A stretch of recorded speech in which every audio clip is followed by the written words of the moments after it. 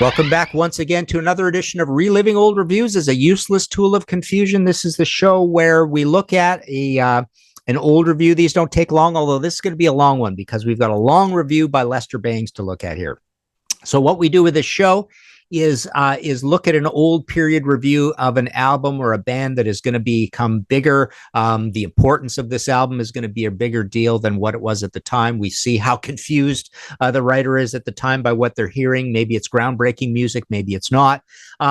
So yeah, we're going to be looking at a review in Rolling Stone from all the way back in 1972 as a new release, the very first Blue Oyster Cult album, Blue Oyster Cult, written by the immense, the great, the legendary Lester Bangs. Let's see what he has to say and what our reaction to it is. I haven't seen this for years or whatever. It's probably in my Blue Oyster Cult book. By the way, all 5 of my Blue Oyster Cult books are still available. The 2 Imaginos ones, the Blue Oyster Cult Visual Biography, which is now a softcover, the new Blue Oyster Cult panel book, Dominance and Submission, and the original, story of Blue Oyster Cult, Agents of Fortune. That's all at martinpopoff.com. I sign them, send them out from the office, PayPal buttons, all that stuff. Okay, here he goes. Through a combination of circumstances, New York has never been a spawning ground for very many good, enduring white rock and roll bands. The Velvet Underground spring readily to mind, and the Rascals, and there have been several fine one-shots that never got the attention they deserved, like the Good Rats and Auto Salvage. But the Big Apple, as us farm boys call it, hasn't really come through with solid rock out organizations too often. Now with the Blue Oyster Cult, New York has produced its first authentic boogie beast, and with any luck, this one should be around for a while. Now, it's a great point. New York, for as large as New York is, it does not have a huge reputation for a whole pile of great, heavy legendary bands, really. At this point, soon we're going to see the New York Dolls. We're going to see Kiss. We're going to see Aerosmith from Boston. But yeah, it's a true point. So it says Sandy Pearlman, one of Blue Oyster Cult's managers, modestly described this album as better than Killer, but not quite as good as Master of Reality. I love that. Wow. So he's quoting Sandy Pearlman, the legendary, sadly deceased Sandy Pearlman, saying it's better than Alice Cooper Killer, but it's not as good as Master of Reality. Now, we know Columbia wanted their own version of Black Sabbath. Black Sabbath was making huge waves with this super heavy music. And it's funny because Blue Oyster Cult kind of is a cross between Black Sabbath and Alice Cooper. They saw Alice Cooper early. They were super impressed. But yeah, Sandy knows, and he's right, that this is not as good as Master of Reality, but he's kind of right that it's in the ballpark of Alice Cooper Killer. So I think that's an amazing quote.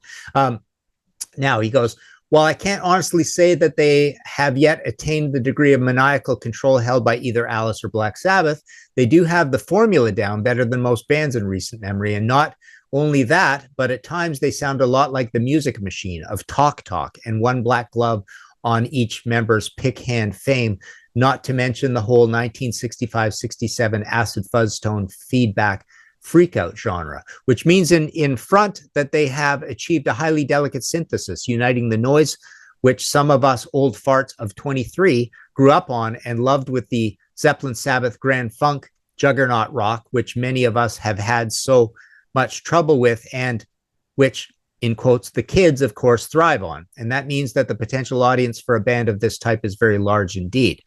So that's great. So he's mentioning, he does realize that there's a definite 60s tone to this, and he even mentions the Music Machine. And then he brings out the references, the only ones you can in 1972 to compare this to: Grand Funk, Sabbath, Led Zeppelin. So that's kind of cool. And he says that there could be a big audience for this kind of music. And he says he's 23 years old. Lester Bangs, wow, 23 years old. And this is a fairly straight review. I mean, he's got more gonzo kind of reviews, but he's writing this fairly straight. So he says, their first album is an almost too perfect melange of highly proximate style that, due to the production with a definite lack of laser flash and Technicolor presence, tends to sound rather mundane, almost monotonous at first. But once you get into it, and by the second playing you can't help but begin to hear all the great ideas and deft touches, it'll grab you and move inevitably to the front of your play pile. So he's even recognizing, he's realizing that the production on this album is not that great, even for 1972 standards, for a 23-year-old Lester Bangs. Contrast abounds. Cities on Flame with Rock and Roll is the group's big Black Sabbath move. Totally true. Kind of a ripoff of The Wizard, right? Complete with deep, gutty guitar slices and triumphantly sociopathic lyrics. My heart is black and my lips are cold. Cities on Flame with Rock and Roll. 3,000 guitars. They seem to cry. My ears will melt and then my eye. Workshop of the Telescopes is prototype sci-fi rock and Merlin fantasy as opposed to Pink Floyd's and Kantner Slick's Star Trek fixations. While She's as Beautiful as a Foot is as mysterioso as any Doors song, although the vocal sounds more like Sky Saxon of the Seeds. Didn't believe it when he bit into her face. It tasted just like a fallen arch. You would have to hear it to realize just how haunted they can make those words sound. Camp it ain't. That's pretty cool. So he realizes the creepiness. And again, you get a bunch of old references because this is written in 1972. You get the Doors, you get Kantner Slick, you get Sky Saxon and the Seeds. Screams is the ultimate psychedelic paranoia fantasy, beating Grand Funk's Paranoid for sure. Though maybe not Black Sabbath's classic of the same name and sounding somewhat like Neil Young's Out of My Mind.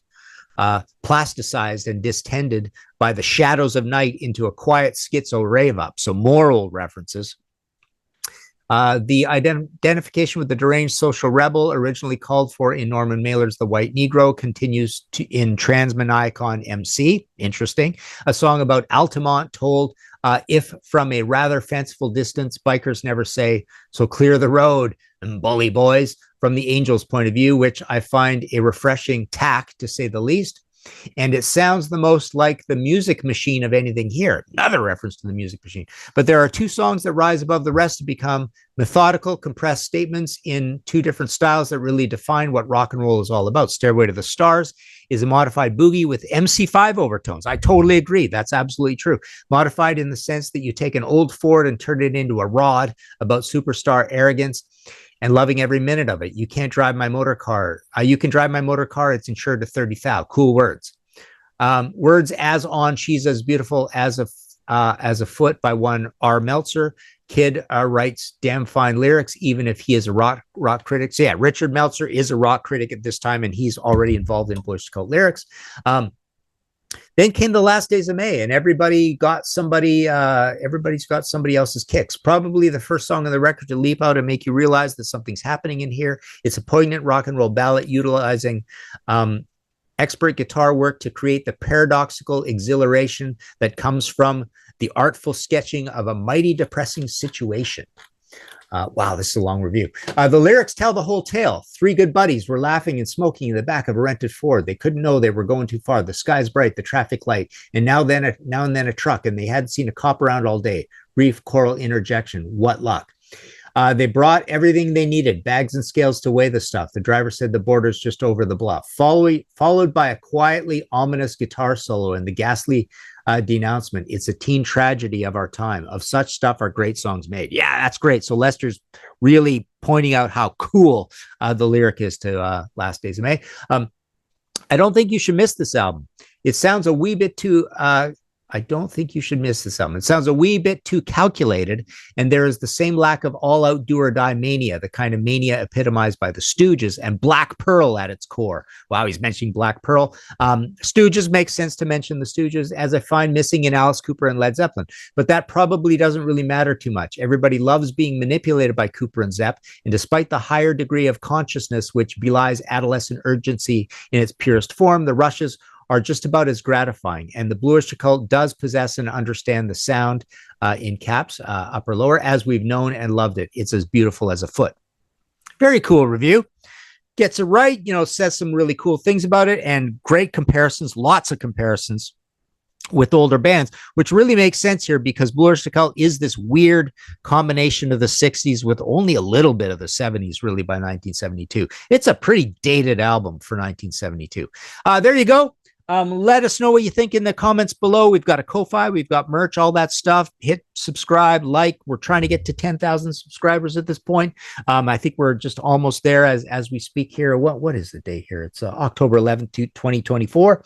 There you go. Another version of this thing. Go check out our other ones. We've got lots of Deep Purple, UFO, Judas Priest. We've got Montrose. We've got some smaller, weirder things like Skid Row. I think we've got a mountain one there. Nick Drake even. But yeah, in this series, thanks again for listening, and sorry that this was a long one.